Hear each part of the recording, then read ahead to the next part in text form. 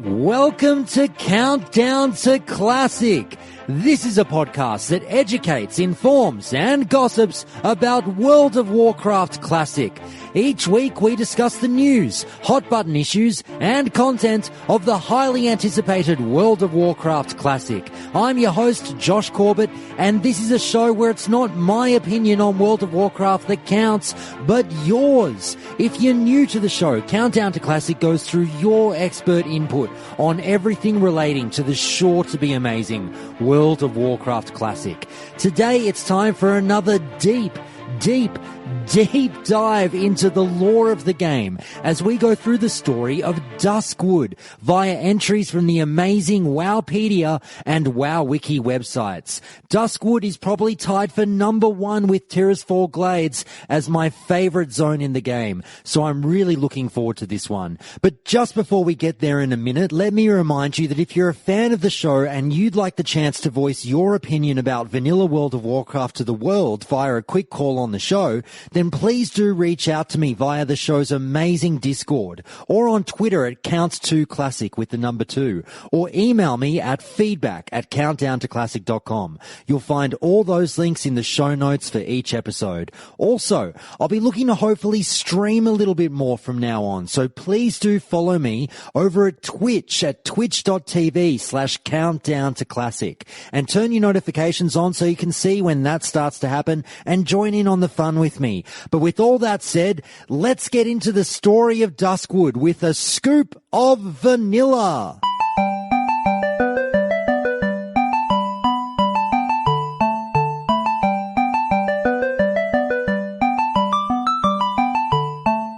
Duskwood, or Brightwood as it was known before the land became cursed, is located in the south-central part of Azeroth, south of Elwynn Forest, east of Westfall, west of Deadwind Pass, and north of Northern Stranglethorn.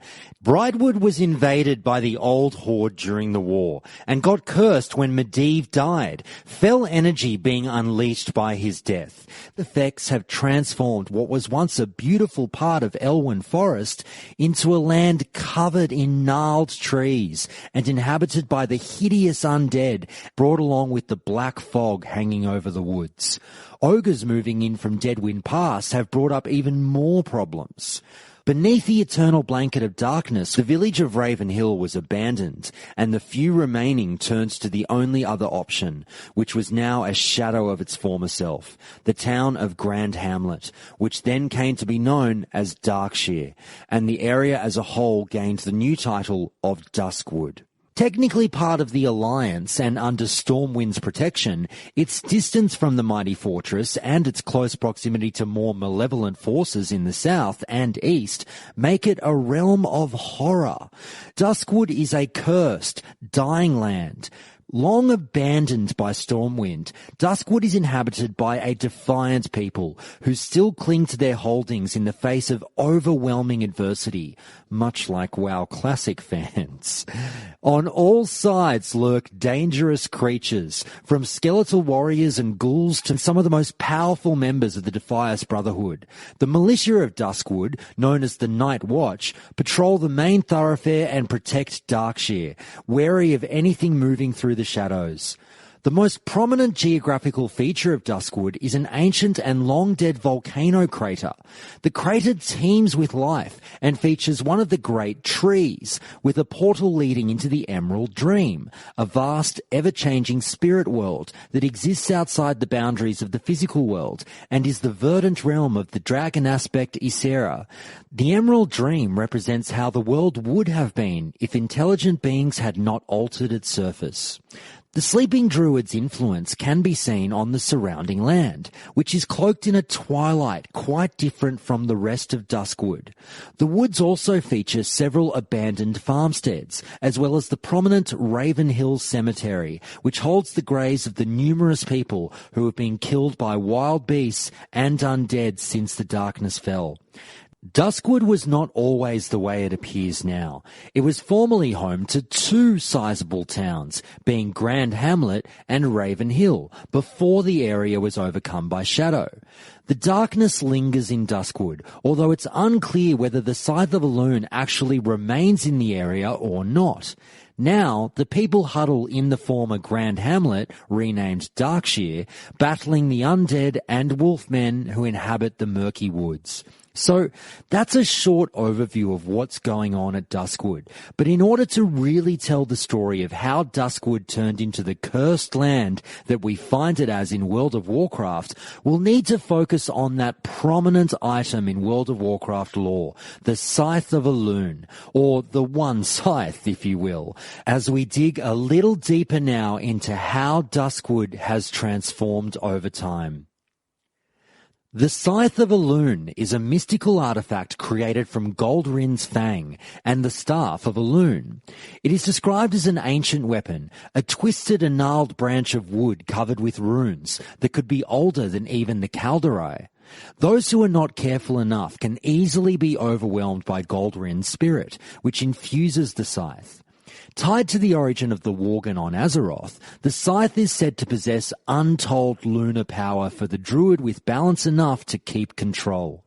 The wielder of the Scythe of Elune is called Nalendo by the druids of the Scythe, which means Master of the Fang in Darnassian. Now, if you haven't heard episode number 8 of Countdown to Classic, which I highly recommend you do coming into this one, here's a quick summary for you, or a refresher for those who have heard that episode. Goldrin, also known as Logosh, or Ghost Wolf in Torahe, is one of the wild gods, a monstrously powerful white wolf. The legend of Goldrin extends throughout Azeroth that sees the god worshipped as an ancient guardian by the Night Elves, and revered by the Tauren as well. We heard all about the Druids of the Pack in episode number 8, who were a sect of druids who followed Goldrin. The druidic pack form, which drew on the fury of Goldrin, was uncontrollable and therefore banned by Malfurion Stormrage. In an attempt to use and control it despite the pack ban, R'hllor Fangfire tried merging Goldrin's essence with that of Elune by affixing one of Goldrin's fangs onto a staff that the moon goddess had blessed, creating the Scythe of Elune. R'hllor and the druids of the pack sought to temper the uncontrollable rage inherent in the druid pack form by willingly submitting to the energies of the Scythe of Elune. Rather than abate the druid's fury, however, the plan backfired horribly as Goldrin rejected the moon goddess, and the weapon transformed R'hllor and his followers into Worgen, bestial humanoids enslaved by their own primal instincts. Blinded by an all-consuming rage, R'hllor's druids tore through friend and foe alike during battle with the satyrs. Night Elves wounded by the unruly beast contracted a virulent curse that turned them into Worgen as well. Desperate to stop the affliction spreading, Archdruid Malfurion Stormrage mournfully banished the Worgen beneath the great tree Duralnir within the Emerald Dream, where they would be in peaceful slumber for all eternity. The scythe was then entrusted secretly to Melthandra's Starsong and then forgotten. Sometime later, Melthandris wound up sacrificing her life during the final battle of the War of the Satyr. To honour her deed, the Shrine of Melthandris was made in her name, where she was probably buried, along with the Scythe of Elune. Sometime later, enter Valinda Starsong, the niece of Melthandris. Valinda, a priestess and sentinel in Ashenvale Forest, was one day given the task of clearing the forest of demons. At first, it seemed she had the situation in Ashenvale and Felwood under control, but little by little her efforts faltered. One day, she simply disappeared. Soon after her disappearance, Sentinel Malaria Frostshadow was sent to Ashenvale to continue Valinda's work. The Sentinels believed that Valinda had her own reasons for leaving and expected that she could return at any time, as Valinda had done much in the past to earn their trust. Frost Shadow sent some scouts to investigate the disappearance of their fellow sentinel and found that Valinda had prayed to Elune for aid on her task. She prayed and prayed as she sought out an answer and was eventually led to a book in Darnassus, set there by Fandral Staghelm, to expose the mistakes of Malfurion Stormrage that explained the War of the Satyr and the Scythe of Elune. From there, Valinda had made way to the Shrine of Melthandris, where she went to pray for aid in her struggle. Whilst there, she discovered the Scythe of Elune hidden away. The weapon had the power to weaken the barriers of time and space, and holding the scythe in her hands, she received a vision of chaos. Wolfmen, the Worgen, fought savagely as fit their primitive race, but they faced off against an unflinching enemy, the satyrs known as the Lords of the Emerald Flame. It was then that Valinda realized the true power of the scythe. By focusing on it, she was able to communicate with the Worgen. However, it was not speech she used to contact them. The Worgen somehow heard and understood her. By further channeling the energy of the scythe, the barriers weakened more, and she was able to draw the Worgen to Azeroth. She summoned 1.5 score to aid her in her task of cleansing Felwood. The Worgen followed her into battle, and with their brutish strength at her command, they tore into the demons of Felwood. In the beginning, all was well. She summoned larger numbers of the Worgen to fight at her side, and she marvelled. Though they were of simple mind, they exhibited impressive ability to coordinate their attacks and function as a group. She identified the leaders in their packs and gave them command of small groups. She then organized her rescued warriors into multiple attack parties, sending them out into the Tainted Forest to fight the demons.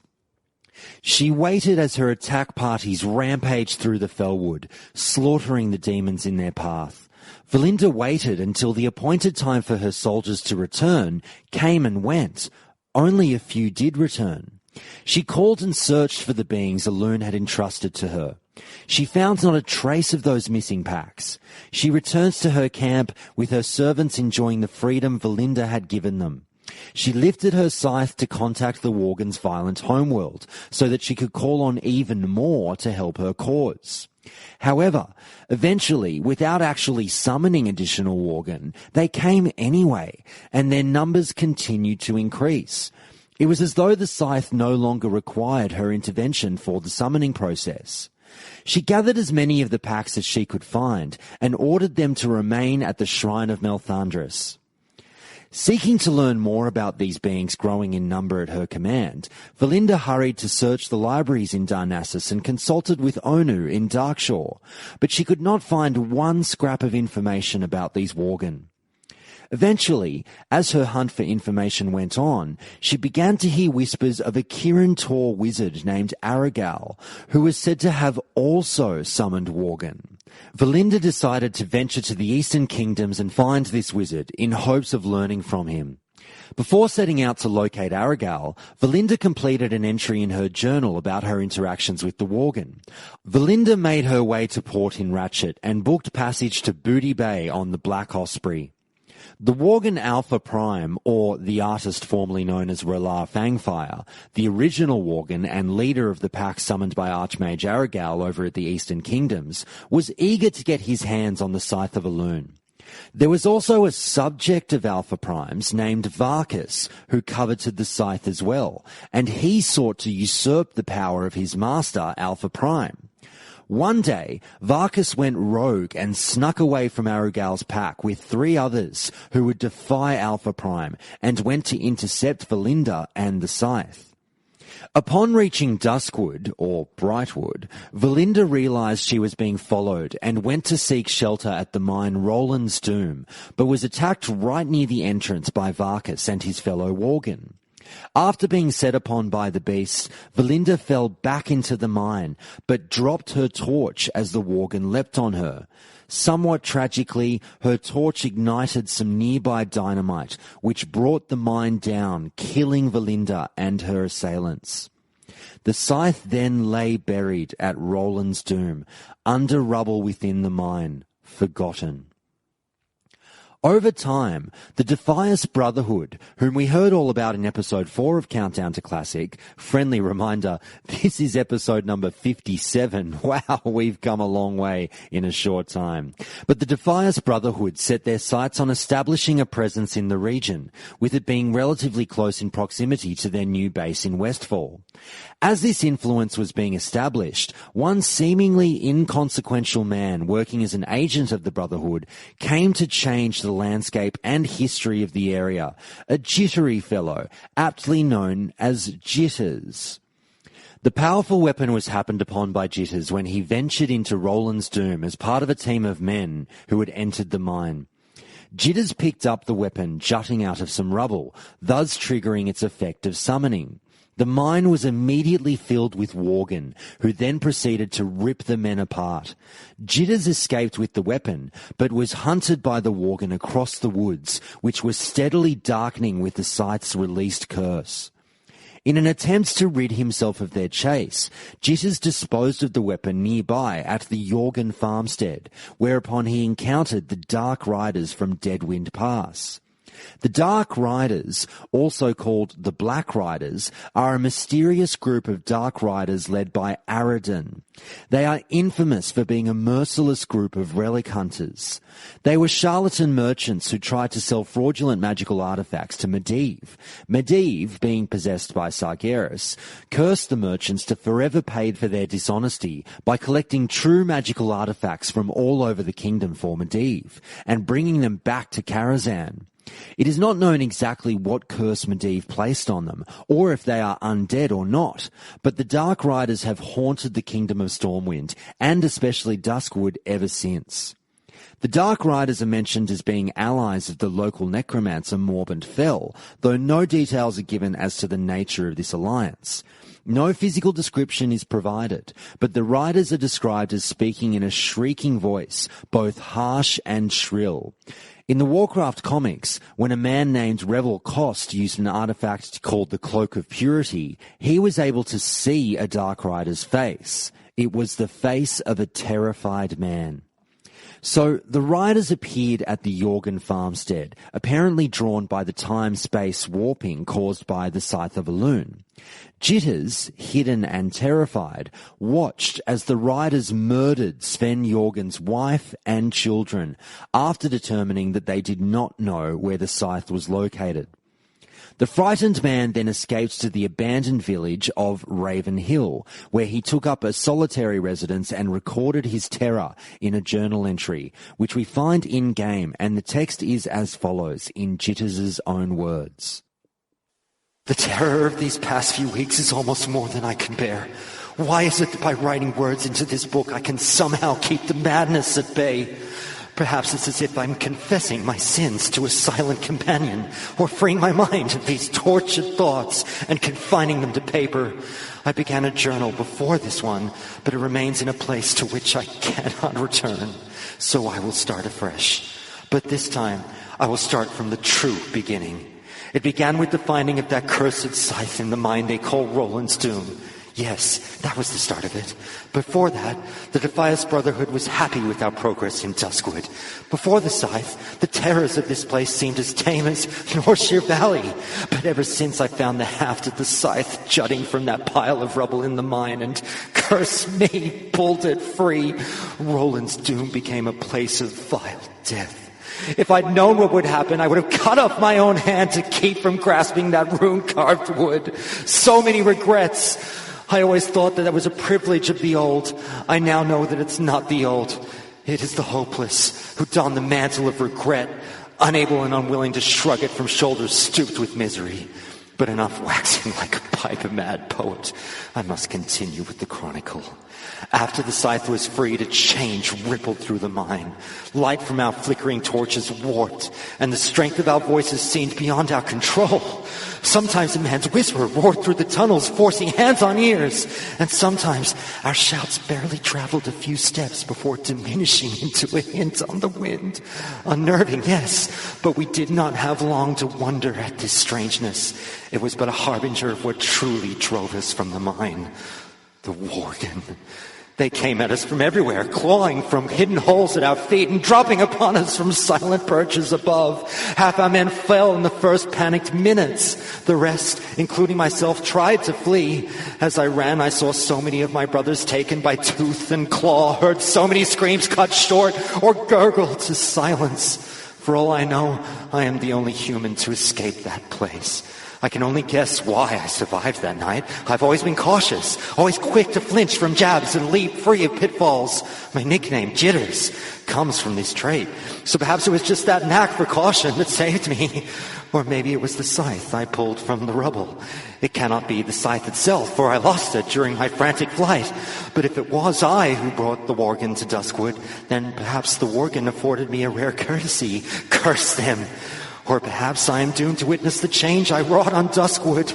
Perhaps it is my fate to watch as the worgen tear into this land, staining it ever darker with their foulness. If that truly is my fate, then it is twofold, for the worgen are not the only power to clutch at Duskwood.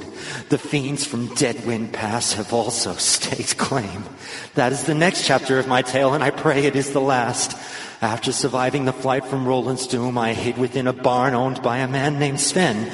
I spent a few days in the barn, and such horror lingered with me that I never once made myself known to Sven or his family. But from what I saw from my hiding place, I knew these farmers were quite decent folk. Had I stepped from my concealment, I think they would have taken me in, but trust is hard for me. Harder still after that shock in the mine. So I remained hidden, and it saved my life. A few days after I arrived at the barn, Sven left his farm for dog shear. He kissed his wife and smiled to his children and promised to return soon with toys and sweets. The poor man. This was the last time he saw his family unmutilated. At least they parted happily. And at least his wife was the first to die and was freed from seeing the slaughter of her children. But these small graces do nothing for me. I saw what happened, and it will ever haunt my dreams. My hand trembles as I recall the details of that night, when Sven was away and his family was doomed to face the Black Riders alone. Again, regret claws at me, for I was there and I could have risen against those fiends from Deadwind Pass. But it's a false regret. It is the same that plagues any survivor of a tragedy. I know that had I left my place of hiding, I too would have been killed, my body ripped and torn, and its pieces spread so widely that I would not be recognized. But even though I knew I could have done nothing to stop this heinous murder, one true regret does remain. I brought the Black Riders to Sven's farm. My discovery of the scythe not only unleashed the worgen upon Duskwood, it drew the riders from Deadwind Pass. I know this because just before they began their slaughter, they asked one question to Sven's wife as she held her children close, giving them what comfort she could, though she was certain death was near. "The scythe of Elune," one of the riders shrieked in a voice both harsh and shrill, like the grinding of an axe on stone. And the last word, Elune, it croaked as if choking on the sound. Dread gripped me when I heard that voice, both from the horrid sound of it and because I knew the scythe of which the rider spoke. It must be the same cursed thing I drew from the rocks of Roland's Doom days before. It was what the Black Riders sought, and it was what would kill Sven's family. I never learned the name of Sven's wife, as she was only ever called Dearest and My Love and Mommy by her husband and children. But I wish I knew it. I'm the only living memory of her deed that day, and although she was just a farmer's wife, never have I seen a man or woman act with such bravery. Of course, she did not know of the scythe, but when she learned the riders sought it, in an instant a plan formed in her head, and it was bold and clever, if only it had worked. "The scythe," she said in a calm voice, "of course I do. Who here wouldn't?" She looked at the riders with steady eyes, and I would have sworn she spoke the truth if I had not known better. There is no way she could know about the scythe. Her gambit paid off. The same rider who uttered the question before bent his head slightly toward her and shrieked, "Where?" "I'll take you, all of you," she said, and I could see a small hope flicker behind her eyes. "But the way is far, and my children would slow us. We must leave them." Her trick was simple, but simple tricks have the best hope of success. If it worked, it would lead the riders away from the farm. She would be lost, but her children would be safe, and it would work if only the riders believed her noble lies. Although I've never been a student of the light, I prayed fiercely for Sven's wife as she stood against those terrible riders. "Please," I prayed, "let them believe." They stood frozen, and she met their gazes with calm. Then one rider looked up as if hearing a distant call. He drew from his garb a small gem and peered into it. He then gestured with the bauble towards Sven's wife. A light crept from the rider toward the woman, shaping itself into a grim white hand. She stared into the light, unflinching, but I could see uncertainty behind her mask of confidence. When the hand reached her, it spread its fingers over her head, and it squeezed. Sven's wife stood rigid as a board, and her eyes grew wide, and although her lips pulled back to mouth a scream, no sound escaped. After a few moments of this torture, the hand released her, dropping her to her knees. The rider who held the bauble then sat erect in his saddle, and a loud voice erupted from it. "This woman lies," it said in a voice that has scarred my dreams. "She has not seen the scythe." After this, the rider's shoulders stooped slightly as if a spirit within him had fled. And then in the old shrieking voice it used earlier, these final words were uttered. "The Lord has spoken. Kill them." I cannot describe what happened next. It is clear in my mind, but even my wretched soul cannot put to paper the events of those next few grisly minutes. I can only write that Sven's family was killed, and soon after, Sven returned to this grim, deathly scene. Such grief was in him that I was afraid to show myself, and so afraid was I that he would find me. I fled from my hiding spot in the barn.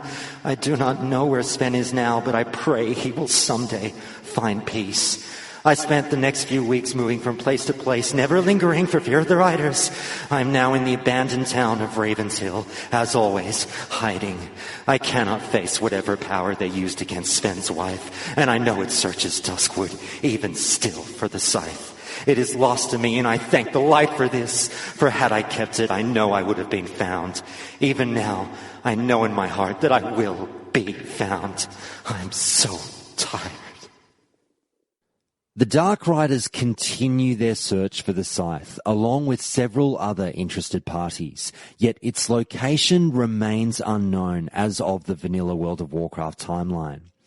With the scythe's curse being released, the residents of the area took notice, and many fled in horror at the great change that the region went through. Despite being so close to Stormwind and falling under the auspices of its protection, the area became too dangerous for even the capital to attempt to protect, and they began to withdraw troops from the area, leaving a small amount of defiant, resilient residents staying with their lands, refusing to yield to the new horrors. So that's it for why Duskwood is the way it is, but what can we, as players, find as we journey through this amazing area? Well, let's go on a little bit of a guided bus tour as we drive in from Westfall, heading east into Duskwood. So all aboard, let's get this tour started. Mind your heads, come on, everyone on. All right, we ready? All right, let's go. Now, heading along the road, on your left, you'll see Ravenhill. Ravenhill is an abandoned town located in western Duskwood, north of Addlestead and south of the Ravenhill Cemetery. Similarly to Darkshire, Ravenhill was likely not the original name of this ruined town. In Warcraft 1, there's a town named Sunnyglade, which seems to be at the location where Ravenhill is located. This ghost town once took pride in its honour for the dead. It held a mortuary school that graduated the finest embalmers in Azeroth. However, the undead eventually killed the town. The inhabitants attempted to fight their loved ones that rose from the graves, but eventually gave up and fled east to Darkshire. The Defiers Brotherhood tried to set up camp in the town after the citizens fled, but even they couldn't take the constant attacks by the undead. Some citizens remain, including a master embalmer called Abercrombie, who lives near Ravenhill Cemetery. A serious man, he works both to stay alive and to stop the undead, or so he claims. The village is now mostly abandoned, save for Jitters, whom we spoke about earlier, an Alliance-friendly NPC whom players interact with for several quest series, in particular the quest series leading up to Morvened Fell, who we'll hear about soon. Now, beyond Ravenhill lies the large town cemetery. This is where a lot of the higher-level Duskwood quests will take you. Now, directly opposite on your right, you'll find Addlestead. Addlestead is located obviously here in southwestern Duskwood, south of Raven Hill and west of the Vulgol Ogre Mound. It's one of the many abandoned farmsteads, presumably left behind when the darkness crept into Duskwood. The farm is inhabited by some of the strongest members of the Defias Brotherhood. The farm was completely taken over by agents of the Defias Brotherhood, who crept throughout the field, hid in the barn, and stalked in the small farmhouse. Alliance-aligned adventurers were sometimes brought here in search of an important docket that held clues to the disappearance of a major character. The Vulgol Ogre Mound is a small basin in southern Duskwood. It is completely overrun by splinter fist ogres. It's located just to the southwest of where the main road through Duskwood splits and runs south into Stranglethorn Vale. A few quests require you to recover items from the debris scattered around the area, or occasionally from one of the ogres. The ogre group here is led by Zark Vul, after which the mound is named. See that big landmass coming up on your left over there? Well, that's the Twilight Grove. That sits in the middle of Duskwood, and it has a surprisingly night elven feel to it, and could very well be sitting dead in the middle of Ashen Vale, as opposed to in the middle of human lands. It's home to one of the 4 portals to the Emerald Dream, guarded by the green dragons of Ysera's Flight. The great tree was planted by followers of Fandral Staghelm from one of Nordrassil's branches in order to stem the tide of Saranites seeping up from the land. The Twilight Grove also contains a moonwell. The other 3 portals are in Feralas, the Hinterlands and Ashen Vale. Now, a short trip further down the road, on your right, you'll find the Jorgen Farmstead, an abandoned farm in southern Duskwood. The farm was once owned by Sven Jorgen, whose family we just heard was brutally murdered by the Dark Riders. No, ma'am, I would not advise getting off the bus at this point, as the Jorgen Farmstead is now in the hands of the Defias Brotherhood, and one should be very wary when approaching the farmstead, as many stealth Defias assassins patrol the area.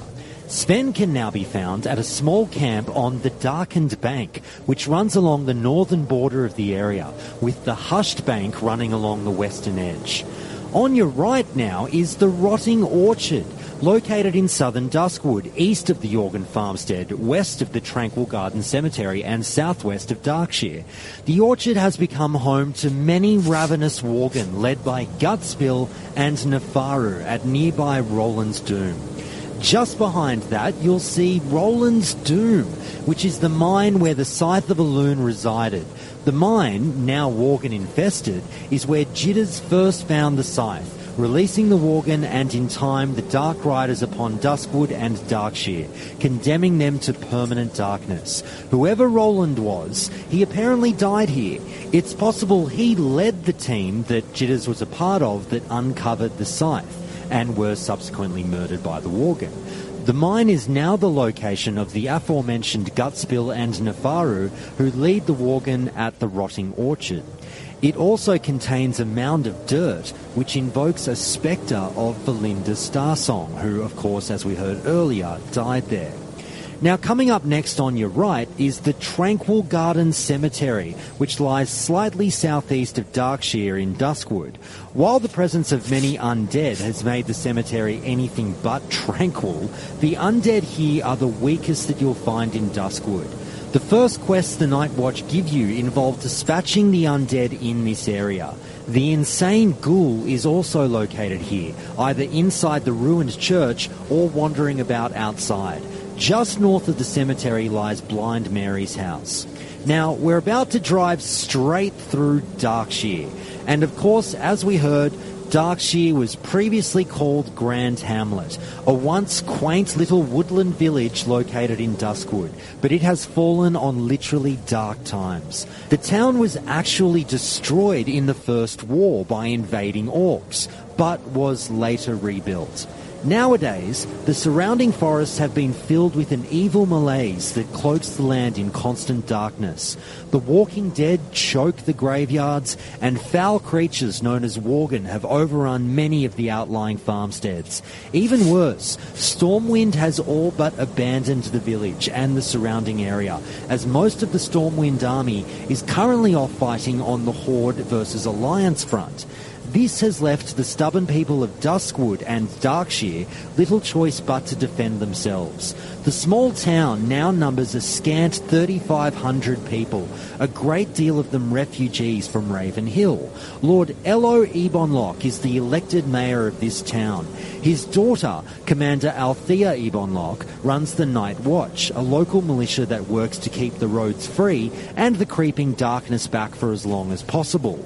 They strike against the undead and worgen that plague the land.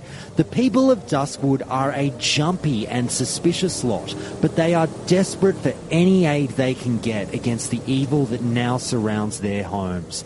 They're also more keen to welcome any Scarlet Crusaders that come their way, seeing them as heroes more than corrupted zealots. And obviously, if you want to hear more about the Scarlet Crusade, go back and listen to the Countdown to Classic episode all about them and the Scarlet Monastery. Anyway, moving on. Finally, on your left, to finish off the tour, a bit further up the road here, you'll spot Brightwood Grove, which at one time was a pleasant and sunny field in the midst of the forest. Now that the gloom of permanent night has settled over Duskwood, the name does nothing but recall a happier time. The few buildings that stood at the edge of the grove lie in ruins, and worgen prowl the dark fields, erecting crude camps and hungrily attacking anyone who comes too close. Young Alliance-based adventurers are often sent here to slay some of the wolfmen to better control their numbers. So now that we've seen the sights, let's hop off the bus for a moment. Don't worry, we've got a few level 60 characters here to protect us now in the employ of Duskwood Tours Incorporated. So let's go meet some of the local celebrities that you might encounter in the area on the Duskwood star map. Yes, ladies and gentlemen, we heard about Jitters earlier, but moving on from him, let's meet our other stars of the area.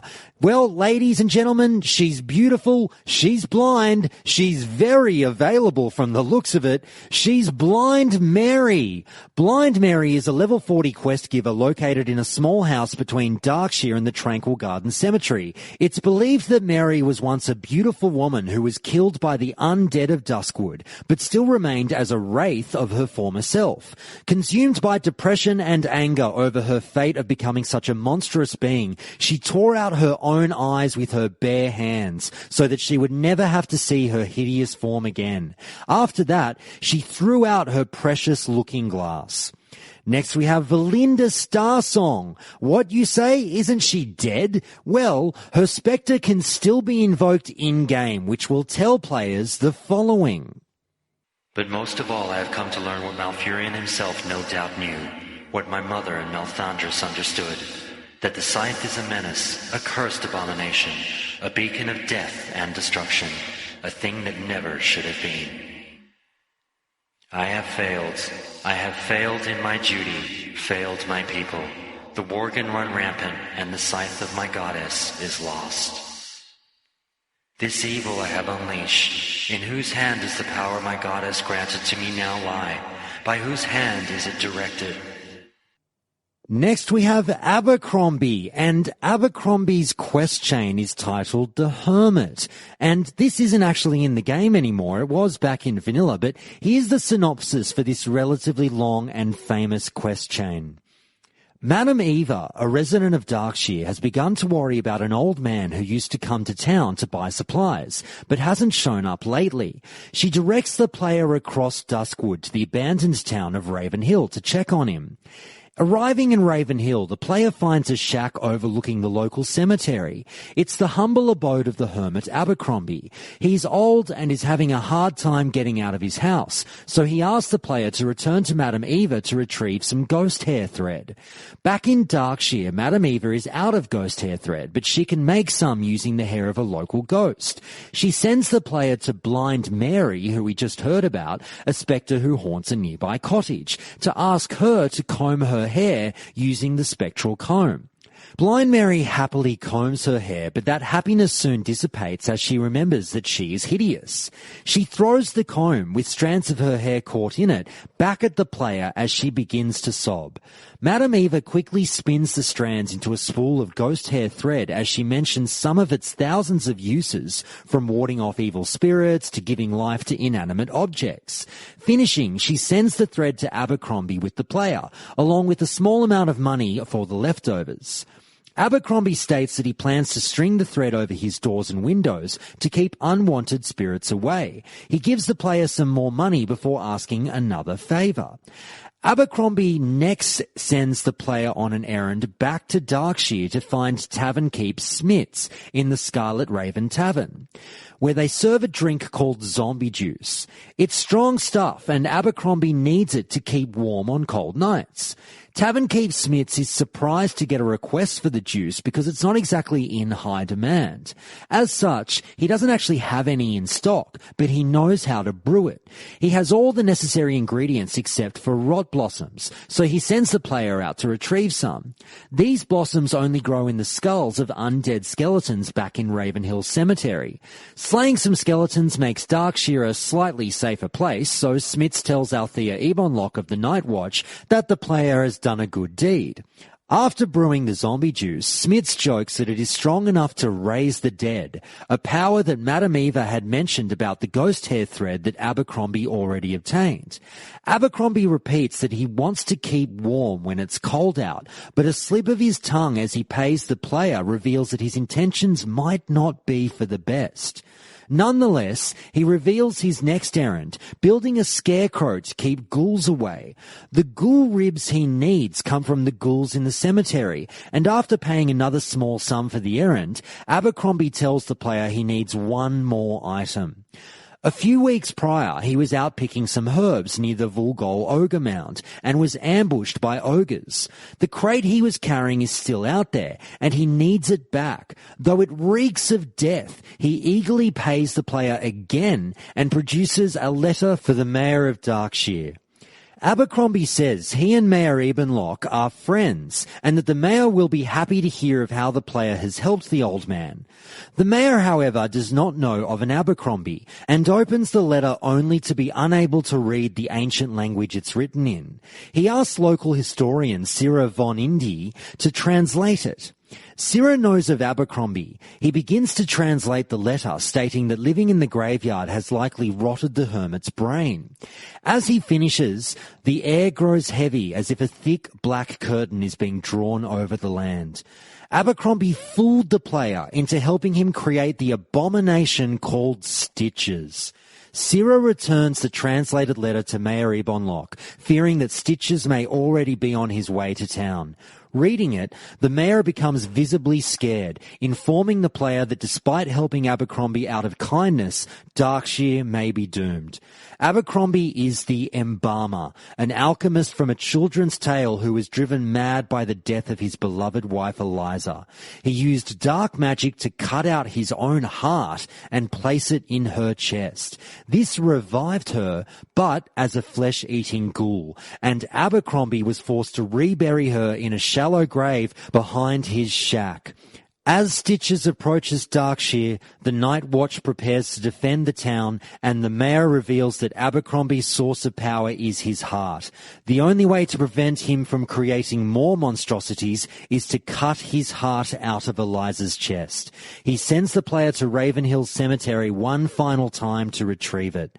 As she's summoned, Eliza realizes that her husband did not unearth her, and proceeds to attempt to eat the player. Slain, her corpse provides the embalmer's heart, and upon receiving it, Mayor Ebonlock applauds the player as a great hero who will go down in Darkshire's history. So as we just heard in that story, you also got the name Stitches. Stitches is another local celebrity for good reason. He's a level 23 elite abomination found in Duskwood in the quest just mentioned. Abercrombie the Embalmer creates Stitches as a gift for Lord Elo Ebonlock, the Mayor of Darkshire, sending him to terrorize the town. This occurs when you start the quest, The Embalmer's Revenge, in the aforementioned quest chain. Next, we've got the Night Watch Militia, who also just got a shout out before. They're an independent policing organisation created to defend Darkshire from the dangers plaguing Duskwood since Stormwind pulled all of their troops out of the troubled town. The most prominent dangers are the undead of Ravenhill Cemetery and Tranquil Garden Cemetery and the Worgen of Brightwood Grove and Roland's Doom. The Night Watch's main duty is to keep the region safe. They watch the area and keep a sharp eye for anything coming out of the dark. They often rely on the recruitment of citizens and passers-by to aid their defence. Night Watch units move deftly and swiftly through Duskwood. The crafty warriors stalk their undead prey, avoiding direct confrontation with supernatural and mundane opponents. The carefully placed tracks of a member of the Night Watch militia typically lead pursuers into a deadly ambush where eager warriors wait with bows ready. Multiple units often work together under the direction of Commander Althea Ebonlock. She's the daughter of Darkshire's mayor, Lord Elo Ebonlock, another minor celebrity in the area who we just touched on. She has yet to earn the respect of many of the militia. Well known for her keen and decisive orders in the field, however, she is well on the road to gaining the Night Watch's trust. Next, we've got mor'ladim, a level 25 elite armoured skeleton who mindlessly wanders the grounds of Ravenhill Cemetery in Duskwood. Mor'ladim's patrol includes a brief pause by his gravestone, hinting at the origin of his undead rebirth. Mor'ladim was formerly Morgan Lattimore, a great and noble knight. His objective in life was to fight for the innocent, poor, and the afflicted. He was married to a young girl named Lys when he was 18. When Morgan was 32, war broke out in Lordaeron. He went to war fighting alongside Uther the Lightbringer, leaving his wife and 3 children at home. At the time of the war, Morgan saw many horrific things: the disbanding of the Knights of the Silver Hand, the death of Uther, and the spread of the plague caused by Kel'Thuzad and the demon Lord Mal'Ganis. At the end of the war, Morgan returned home, only to find that the lands he once loved had changed. His house was among many destroyed, and so he went to Grand Hamlet, now known as Darkshire, asking about his family. When he was told that he may find the absent family he sought in the graveyard, he refused. Instead, he headed towards Lakeshire. Despite his denial, something inside him compelled him to go to Ravenhill Cemetery instead. There, he looked for hours, finding the graves of many friends and companions, before he discovered the overgrown graves of his wife and 2 of his children. The third was absent, though he did not notice this in his grief. Mourning became loathing as Lattimore, stripped of his sanity by grief, drew his blade and swung it at the gravestones. A group of cemetery attendants moved to intervene, and in his anger, Morgan viciously cut them down. When he returned to a more normal state, the knight found himself soaked in the blood of the innocent, and utterly despondent, he drew his knife from his waist and stabbed himself. The next day, his corpse and those of the attendants were discovered. Perhaps seeking to avoid further darkness in the already shattered community, the cemetery quickly and quietly buried Morgan in an obscure corner of the cemetery. Some days later, his grave was disturbed and his body went missing. As a result of his unending grief and the deaths of innocents upon his hands, Lattimore ascended from the grave as a semi-sentient member of the undead, roaming the tracts of land he had once fought to defend and shedding the blood of citizens and many a poor and inexperienced adventurer dispatched to stop him. As a result of his further crimes against the denizens of Duskwood, Commander Althea Ebonlock wants mor'ladim to be returned once again to his grave. Next, we've got Mor'ladim Fell, a level 32 human necromancer who ruled over the undead of Duskwood from his homely house atop the Forlorn Row in Ravenhill Cemetery. He's guarded by his undead minions, as well as a magical barrier that dampens attacks on his person.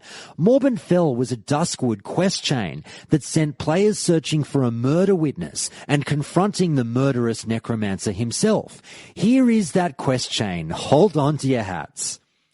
At home in Darkshire, Elaine Caravan had put together a package of supplies for her friends, Sven and Lars. They have a camp along the Hushed Bank in northwest Duskwood, where they do the work of the light. She asked the player to deliver the supplies to Sven. As he pays for the delivery of some much-needed supplies, Sven tells of how he came to live in the rough Wildwood camp. His family had been slaughtered by dark riders from Deadwind Pass while he was away. He managed to catch a glimpse of a shadowy figure skulking near his barn, burying something. He hasn't had any time to investigate the buried object, so he asks the player to dig it up instead. Surrounded by Defias Nightblades and Defias Enchanters, the mound of loose dirt is near a stump by Sven's barn. Buried inside is a partially finished journal that describes a scythe found in a pile of rubble in Roland's Doom. When it was pulled free, Worgen attacked the author's party. Only he escaped, and he had since been hiding in Sven's barn.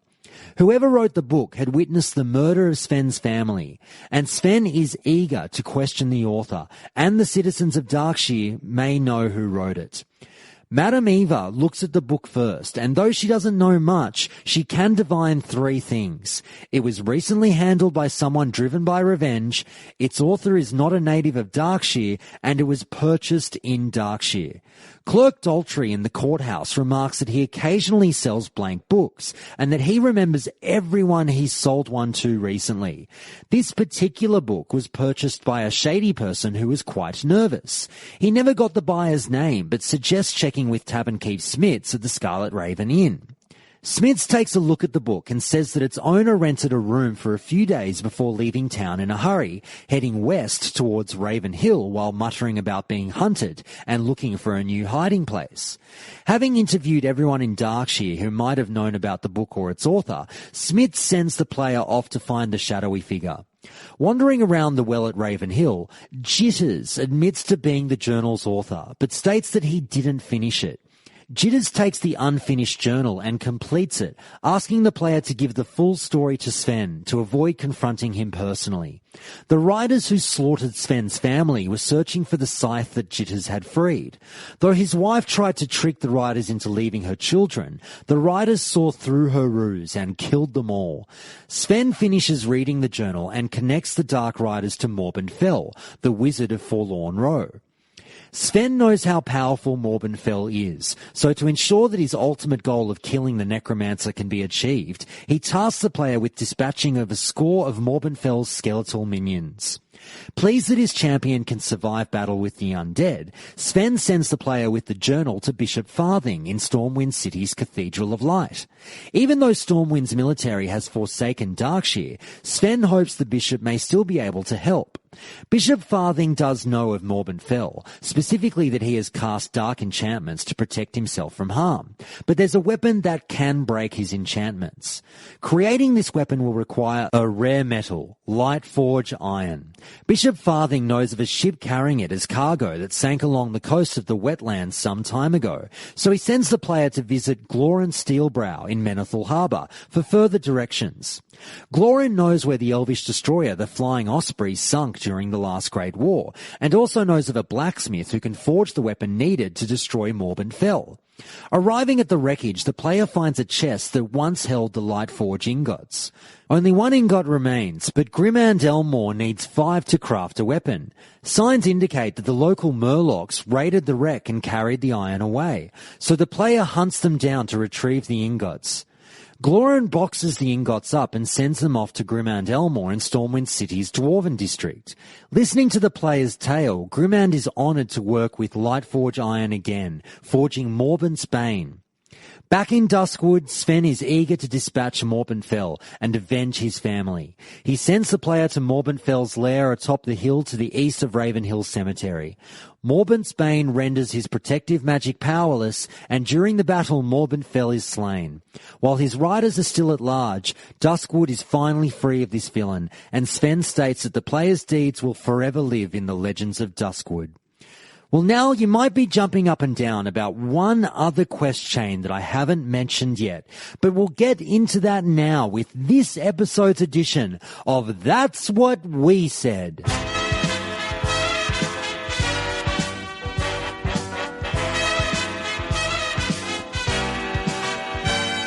Each lore episode, we go through some of the thoughts and musings of the World of Warcraft community as we reflect back on the content that we've just discussed.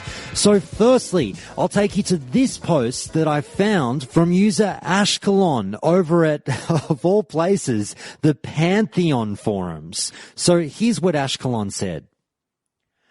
One of my favorites was from Vanilla World of Warcraft, The Legend of Stalvan. A lot of the quest line was running from place to place, collecting letters and journal pages, but if you read them, it tells a fairly disturbing tale of a private tutor and his growing obsession with the daughter of his employer. Successive pages tell of his increasing frustration and eventual descent into madness. Rather than see her married off in a politically arranged marriage, he instead murders everyone with an axe, and it's implied that he continues to find young women and slaughters both them and their families. WoW spent a lot of time making pop culture references, puns, and in-jokes as part of their quests and achievements, but you can see some of the original quest writers would have liked to have added a little more human tragedy than having one more quest just to collect bear asses. And I just want to comment on the quest chain, obviously, that they're discussing there in that post. And yes, The Legend of Stalvan is a very well-known and beloved quest chain from back in the vanilla days. It was very fun and took us all over the place, and a lot of players have a very soft spot in their hearts for it. So what was that quest chain? Well, here we go again. Strap yourselves in, people. I'll run you through it. Madame Eva of Darkshire has had a premonition of her granddaughter, Elisa, in danger. After consulting her cards and taking a deep trance, she could only find one clue, the name Stalvan. While she does not know of anyone by this name, she believes that Clerk Daltrey may be able to shine some light on the subject. Clerk Daltrey does have a record with that name, a Mr. Stalvan Mistmantle, but the last record places him at the Moonbrook Schoolhouse quite some time ago. Daltrey sends the player to Moonbrook to investigate. Moonbrook has been overrun by the Defias Brotherhood, and the schoolhouse has sat unused for quite a while. However, an old footlocker still sits undisturbed inside. Inside that, the player finds an unsent letter, along with a forlorn spirit who casts the curse of Stalvan. In this letter, Stalvan Mistmantle writes to his former headmaster of his travels through Azeroth and of his settling down in Moonbrook as a schoolteacher. Clerk Daltrey, looking at his records again, finds another scratched-out record for Stalvan in Goldshire's Lion's Pride Inn. In Goldshire, innkeeper Farley remembers the name. Several years ago on a stormy night, a messenger stayed in one of the inn's rooms. Around midnight, the messenger ran downstairs in his bedclothes, screaming in fright, and disappeared into the storm. He left some undelivered letters in a chest between the beds in his room, one written by Stalvan to a noble of Stormwind. The player takes the letter to the Canal District of Stormwind, where caretaker Folsom is not at all pleased to see it. Folsom's father was the former caretaker of the Flintridge estate. After a massacre, he had to clean up the blood. Now, years later, Folsom is tasked with packing the Flintridge family's remaining belongings for auction. In those belongings, amongst heirlooms, trophies, a portrait and books, is a torn journal page with another forlorn spirit who again casts the curse of Stalvan. According to the journal, Stalvan was hired as a tutor to Giles and Taloa Flintridge. He writes of Taloa's beauty despite knowing that Lord Flintridge has already arranged for her marriage, and of his accompanying the family to their summer cottage near the Eastvale logging camp. Travelling to eastern Elwyn Forest, the player meets Marshall Haggard, a nearly blind man who moved into the house many years ago. He recognises the handwriting on the journal page from a chest of papers that came with the house. In the chest lies a faded journal page detailing Stalvan's attraction to Taloa. Haggard suggests the player ask Tavern Keep Smits for more information, as the man is an expert on local law. Smits, innkeeper of Darkshire's Scarlet Raven Tavern, is happy to assist when he hears Marshall Haggard's name and recognises the handwriting on the journal right away. Smits had been following the legend of Stalvan for years, and even went with Marshall Haggard to investigate when a visiting family of nobles was slaughtered a few years ago. He found some muddy journal pages, but was unable to connect the handwriting to a crazy man in the woods. However, all of the new evidence gathered proves his guilt. He asks the player to show all of the evidence to Commander Althea Ebonlock so she can decide how to proceed. She has a journal page as well and wants Clerk Daltrey to see if the handwritings match. She'd been watching Stalvan for a while, and if the pages all match, then he is, without any doubt, guilty. Daltrey confirms that the handwritings match and quickly relays the news to the commander. Commander Ebonlock declares that Stalvan Mistmantle is undoubtedly guilty of killing these innocent victims and guilty of countless other crimes, and now that he's threatening Darkshire, he must be executed. She sends the player to Manor Mistmantle, an old house north of town overrun by ghouls, to slay the now undead Stalvan and retrieve his ring.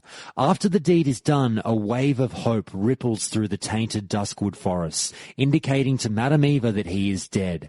As the story comes to a close, she calls the player both brave and cunning for freeing the land of his bloodthirst. And so with that Legend of Stalvan questline explained, we got a lot of allusions to some journal pages. So we'll just touch a bit more on what Stalvan was doing, even though we had the allusion in the forum post earlier. So basically, Stalvan Mistmantle was a human noble originally from Silverpine Forest. He spent some time in Stormwind, but later became an instructor at the Moonbrook Schoolhouse, as we heard, and he worked as a personal tutor. He eventually developed that indecent attraction to one of his students, a young woman named Taloa, that we heard about. Stalvan imagined a future with this girl, but her future groom was already arranged by her parents. Taloa gave Stalvan a begonia, and Stalvan interpreted the gesture as a romantic overture. However, Taloa clearly only saw Stalvan as her tutor. She compared him to an old uncle, which infuriated Stalvan and drove him to murder. It's unclear exactly what happened, but it was called a massacre by some of the people that you talked to during that quest to uncover the legend of Stalvan, as we heard earlier. Stalvan seems to have butchered Taloa and her young groom-to-be with an axe, and quite possibly her entire family as well. In his notes, he claims that the blood he'd spilled paled in comparison to the tears he had shed. He then carefully hid the bodies and retreated back to his home northeast of Darkshire and remained there until the darkness crept into Duskwood and consumed him. So that's really where he lived out his days as an undead revenant, just with the sheer will to kill. So that's kind of how the Legend of Stalvan works. And as I said, it really was a beloved quest chain from back in the day, and I think it's part of the reason that people really revere Duskwood and look back on not only the ambience and aesthetics of the zone, but also some of these amazing quest chains that we got. It's something that people do seem to recollect with ease as they remember what happened back in the day. And I'm definitely one of them, because Duskwood, as I've said, is arguably my favorite area in the game, tied with Tirisfal Glades. And it's very much so because of these epic quest chains that took us even outside of Duskwood. And yes, it's nice to venture out and smell the roses elsewhere, you know, to get a bit of a breath of fresh air from the darkness, but you're always brought back into it and just tried to save this horrible tainted land from the absolute evil that had overcome the residents there. And I really enjoyed being that good guy trying to help them out and cleanse evil from the region. So we'll move on to the next post, which touches on what I've just mentioned, being Duskwood Duskwood being my favourite and many other people's favourite areas in the game. So we'll start with user Bargadeel over at Reddit, who says this. Duskwood is my favourite zone. I still remember the feeling of levelling in Elwyn in 2005 and seeing the question mark spider across the river with spooky trees. Me being a dumb kid crossed the river and the sky got darker and the music changed, and then a pack of wolves and spiders murdered me, and I saw a zombie in the distance, which was the first zombie model that I'd seen in-game. It was pretty shocking. Great memories. Then we have this post from user Too Early For Me, who says this. Duskwood is my personal favourite for sure. Walking around in the relative dark, spooky monsters, mysterious quests, etc., damn, it's good. And man, when you walk or ride south after finishing it, it's such a huge shock and contrast to be in sunny and lush Stranglethorn. A great zone should make you forget you're even playing World of Warcraft. It should feel like a self-contained story and setting. And when you leave, you go, oh yeah, other zones exist. Next we have this post from user Vespine, who says this. I first wandered into Duskwood from Redridge during vanilla beta in 2004 using a paladin. I didn't have money to fly from Lakeshire to Westfall and figured I would follow the Duskwood path as a shortcut. As I wandered in, I was transfixed by the spooky atmosphere, slowly realizing that maybe this wasn't such a good idea. When I got to the crossroad that leads to Stranglethorn Vale, I got jumped by a zombie that was a few levels higher than me. It was about to kill me when an even higher level ally showed up and two-shot him. As I realized immediately afterwards, it turns out that the zombie was an undead rogue player. My first encounter with an enemy player in an MMO. Instantly, World of Warcraft became the greatest game ever to me. Next we have this post from Evil Roof Chicken, who says, Duskwood. I mean, it's Halloween in a zone. So awesome. And the reason I bring out all those posts one after the other is this. Duskwood is quite often cited as the favourite zone of a lot of players. It had it all if you're into that dark Soulsy kind of vibe. Now, it's got darkness. It's got evil spirits. It's got undead. It's got creatures like Worgen. It's got it all. It's even got the spooked, freaked out townsfolk and that real feeling of foreboding about the whole region. And as that user says earlier, the look when you go from basically the sunlight of Westfall or Stranglethorn or what have you into the impending darkness of Duskwood really makes that doom flow over you as a player, and you realize that, hey, this isn't Kansas anymore. It will always be something that remains a favorite of mine, and everyone has memories, I'm sure, that ties them to the area, whether it be by way of PvP, as we know a lot of people have very fond PvP memories of the area. It was an area that was incredibly light on Horde quests, yet Horde would still flock there for the pure basic adventure of ganking the Alliance, which I'm sure many of you enjoyed partaking in back in the day.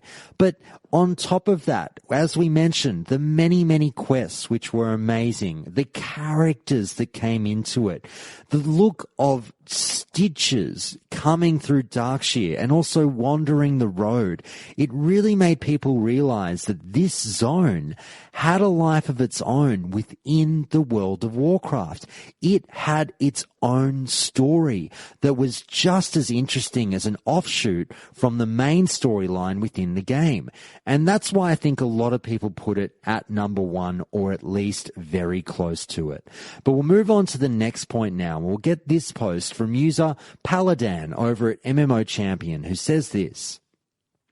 In Alpha, there was a profession called survival skills. It was used for making campfires, which can now be made with cooking, and torches. These torches were used for scouting. Back then, the graphic engine was a bit different. Darker areas, such as Duskwood, were really dark, and you couldn't see anything past 20 to 30 yards in front of you. Torches were used to increase visibility in those darker areas. Many NPCs in Duskwood still hold torches in their hands. Next, we have this post from Altyron over at the official WoW forums, who says this.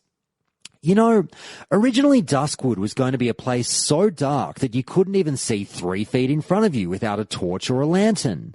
I think this would have been an awesome opportunity to add some actual thrill to a zone. Too bad the idea was scrapped. And the reason I read those two posts, and this equally could have been put in the Tidbits section of the show, but I wanted to just very, very lightly discuss it here, is that many of you do know that back in the alpha, Blizzard had slightly different plans for not only Duskwood, but as they say, generally darker areas of the game, but in particular, Duskwood. This was going to really be the land of eternal darkness. And when Blizzard was saying darkness, they weren't fucking around. If you go back, you can find certain screenshots online of the old alpha shots, I believe, that shows the player really can't see that much further in front of them. And it could have caused a little bit of a hassle for some, but a lot of immersion for others. Now, some people do think that Blizzard did the right thing by brightening the zone slightly and getting rid of that need to walk around with a torch. You know, again, a la Dark Souls, having a torch lighting up an area that otherwise would have enemies jumping out of nowhere at you. But some people say, yes, Blizzard did the right thing. I'm glad that they made it, I don't know, slightly more user-friendly to get around this whole region while we're questing.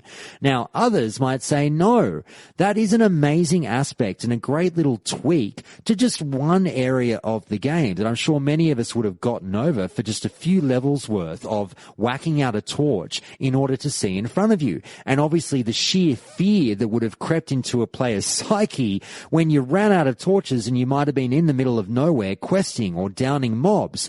I think it would have been a very interesting wrinkle. And it is something that I say as well, it is a little bit too bad that that idea was scrapped. I think it would have been fun to at least try. But again, I don't know. Does the rose-colored glasses come into it, or the you think you do but you don't? Maybe I just think I wanted that, and it was actually changed all for the better for a reason. But either way, it's great food for thought about what could have been with Duskwood. But anyway, that's what we said about Duskwood, so now it's time for anger management.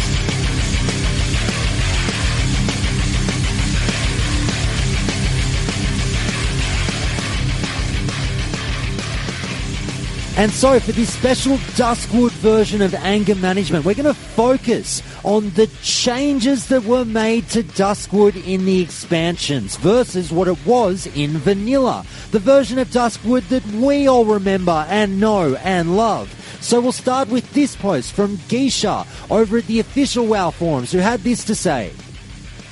I know these quests have been in operation for close to 2 months now, but I've just leveled through them for the first time since the zone changed. And I have to say, the Stitches quest chain has been ruined. In its original form, there was a ton of running from one end of the zone to the other, and that wasn't fun. I know, I did it on my other toons, and it's had a lot of the zone-spanning trips taken out of it now. That's a good thing. They moved Abercrombie to the closer end of the zone, to the tower where formerly a Horde trainer was located. One of the crafting specialties, I forget which. So the proximity of one of the chain's anchors is close to Darkshire, and this is a good thing. But the climax to the quest in its original form was embodied in the zone-wide emotes heralding the approaching horror. Stitches, who is truly dangerous at the level-appropriate toons running the chains. Now, there's no terror at all. You turn in the letter from Abercrombie to the mayor, who calls you an idiot and tells you to go kill Stitches. You run back out of the town hall to find a phased courtyard environment, Darkshire in flames, and Stitches meleeing the Night Watch. You join in the fight, which is now never in doubt, and once he's dead, falling onto Abercrombie, by the way, who's been riding on Stitches' shoulder, berating the townfolk during the fight, you run back into the mayor to complete the chain. Returning to the courtyard, the phased portion is gone, and the place looks like nothing happened. At this point, I'm not sure how you'd fix this to restore some of the flavour. I know one of the problems the designers were facing was that the high-level passers-by would nuke Stitches out of existence occasionally, which killed the quest as well. Perhaps phasing could be used a little differently, having the player run back outside to find townfolk running in terror. The Night Watch calling to mobilise on the Western Road to meet the incoming threat. Have Stitches appear just outside of the town and work his way in, wreaking havoc on the way. At least it would preserve a little of the flavour. Next we have this post from Tordon, who tells us this. No matter what they do, they could never get back the awesomeness that was the original Stitches. Running into him on the road and trying to take him down with other passers-by and the patrol guys. They also castrated mor'ladim, the destroyer of lobies, which made me even sadder. Next we have this post from Eleanor, who says this. Duskwood is a recycled nightmare now. All the quests are no longer as fun as they used to be, and the new quests there are an excuse to add Worgen rep givers. No more Stitches killing innocents on his way to Duskwood. Boo! Next we have this post from Pyromania, who tells us this. I agree with Stitches being ruined, but I was also disappointed by the new Legend of Stalvan quest. I only have one serious alt, so I don't get a chance to redo questing zones over and over again. I was pleasantly surprised when I realised I would get to do Duskwood again post-Shattering, and then sadly disappointed when I finished. Duskwood was always my favourite zone. I loved uncovering the mystery of Stalvan, and I'll never forget how I felt when I realised I had helped Abercrombie build Stitches. As a matter of fact, I saved my translated letter from the embalmer, which I don't think you even get anymore. Don't even get me started on the fact that Eliza doesn't even exist anymore. She went from having 2 elite guards to having no guards, to just being gone. So sad. The Legend of Stalvan is just awful now. I loved running around to Moonbrook, to Stormwind, to Eastvale logging camp looking for clues. Back then you had to do it on foot, but it was so worth it to me. I realise not everyone is going to enjoy walking back and forth on foot through Duskwood to gather ingredients for Abercrombie, or leaving the zone to investigate the mysteries surrounding Stalvan. But nowadays, I think you're mounted by the time you hit Duskwood, and they have added flight paths everywhere. These 2 quests could have been kept intact, not only because of mounts and flight paths, but the quest popper-upper thing we have now that allows you to accept or turn in without being near the original giver. And finally we have this post from user LNA, who tells us this. Seriously, this questline used to be freaking epic. It was a search and read questline spanning 4 separate zones. Now it's nothing, confined to one zone, with a pathetic ending. Who was responsible for this? It's 100% awful. And that's anger management. And with that, now it's time for Tidbits.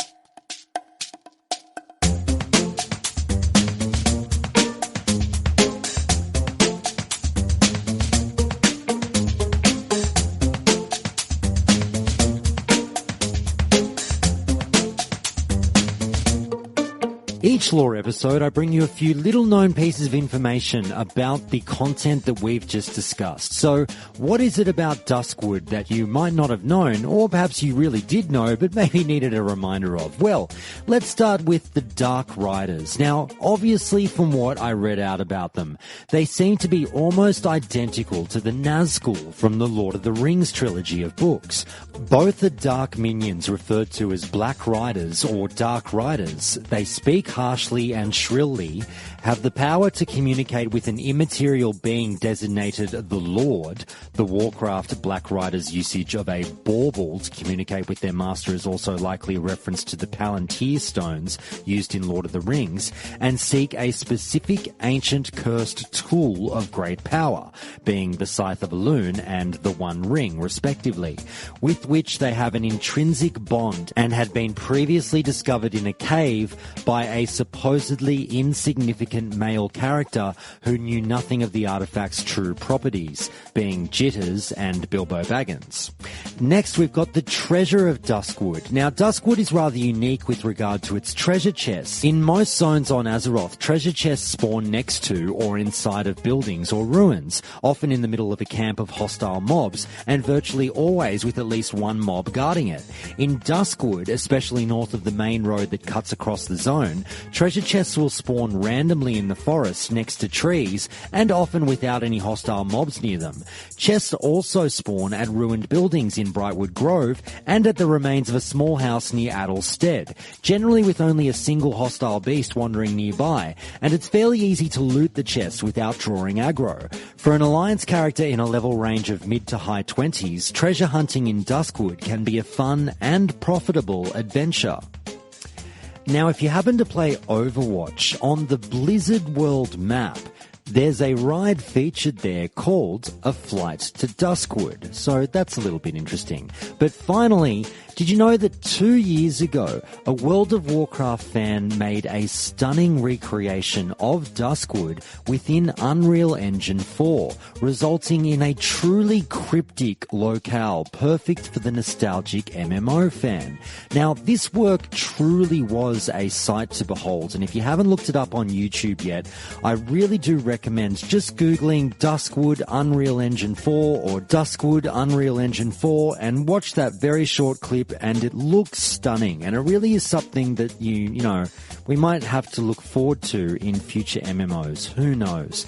But either way, that's Calling Countdown for today, everyone. That's the show, all wrapped up. I do hope you've enjoyed this trip through Duskwood, but just before I let you go, I just want to shout out to the members of the Countdown Council, whom I call every week for input on where the show should head in the week to come. So shout out to Borzen, Flowsy B, Raidmar, Palfurus, Permadrunk, Rarebit, Tsunami, The Anton, Wilson Ma, and Velarco. Thank you so much for your phenomenal support of the show. Countdown to Classic would not be the same without your support. And also a big thank you to supporters Bossman764, Hurlbert, Good Kisser, Myrtlebanks, and Purgatos81 as always.